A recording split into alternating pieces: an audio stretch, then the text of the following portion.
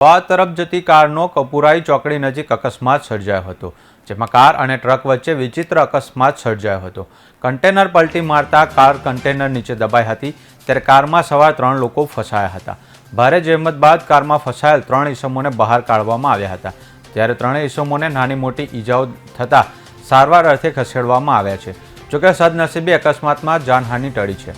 અકસ્માતને પગલે હાઈવે પર ટ્રાફિક જામના દ્રશ્યો સર્જાયા હતા।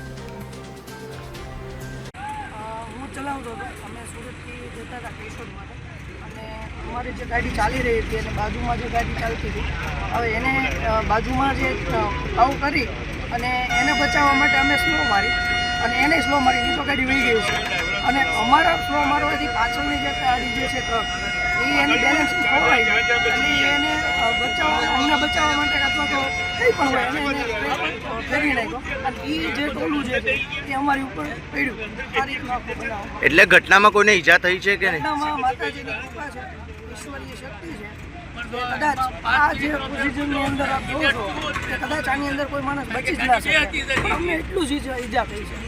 એટલે આ મા ભગવતીની અને અમારા જે સત્કાર્યો અમે કરી રહ્યા છીએ, અમારું ભલાઈ ફાઉન્ડેશન ટ્રસ્ટ ચાલે છે સુરતની અંદર, દીકરીઓ માટેના સરસ મજાના કાર્યો કરે છે અને એ કાર્ય કરવા માટે અમે કેશોદ માટે જતા હતા।